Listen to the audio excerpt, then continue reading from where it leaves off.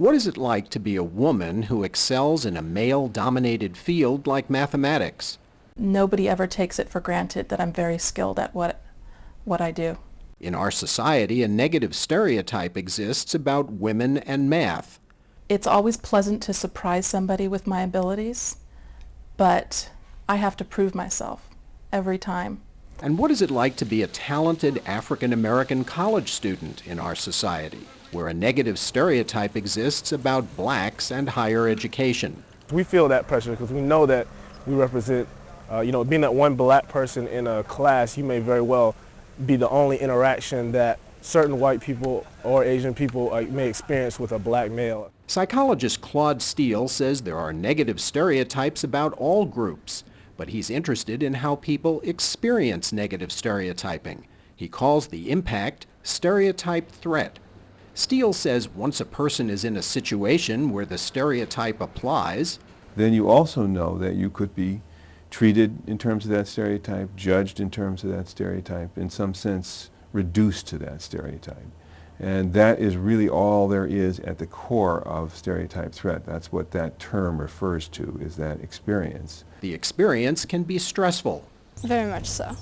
I often felt, because there would only be 2 or 3 girls in a class of about 40 or so undergrads, and the professors were generally male, and I felt like I had to do better than most of the guys in order to be accepted. And if you care about that situation, that's a critical feature of it. If you care about performing well there, then it can really add to the pressure. It can begin to distract you and preoccupy you with how you're going to do. On the test, you see people getting up early, you start to think, oh man, I must not know it as well, or I must be behind them, when really that may not be the case at all.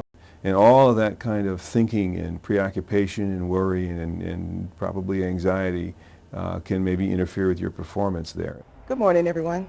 You can feel this threat like a spotlight. You can feel that, boy, I'm right here, I'm performing under the spotlight of this potentially stereotyped judgment of me. Steele's original research examined math performance in women and men who were equally matched for ability. They were tested separately on a very difficult standardized test, and they were told that the test showed gender differences. The test proved frustrating. And in our reasoning, it was the frustration that would make the negative stereotype about women's math ability seem relevant to their performance right there in that situation. And in this condition, where both men and women are told that the test shows gender differences, you can see that women, the lighter bar, dramatically underperform in relation to men, the darker bar. To remove stereotype threat, a second set of students were given the same test, but with a slight change in instructions.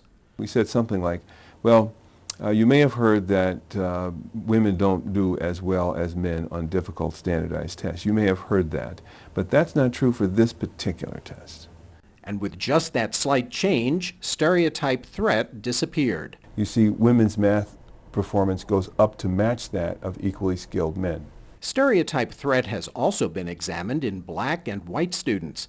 Again, participants are given a very difficult standardized test and are tested separately. Students know from experience that standardized tests are used to measure ability, and Steele believed that in black students, this belief, when combined with test frustration, would trigger stereotype threat. They'd know at some level, perhaps semi-consciously, that their frustration could confirm that stereotype. That's exactly what happened. The pattern of results replicated perfectly the pattern of results we'd found earlier for women. Our black students performed dramatically worse than our white students, even though, as is always the case in this research, they were equated for their abilities coming into the test. But when a second set of students were told that the test was not an ability test, but rather a test of problem-solving ability, black-white performance differences disappeared. When you eliminate stereotype threat, they wind up showing exactly the same performance in this situation. How might we reduce the risk of stereotype threat in our society? Some research is being done with children to encourage them to view their abilities as changeable over time. By seeing skills as something that can grow rather than as being fixed or limited, the risk of being affected by stereotype threat may be reduced. On the college campus, some evidence exists that by encouraging participation in racially mixed groups, the impact of stereotype threat can be minimized. And other work has shown that just learning about stereotype threat can actually reduce its impact.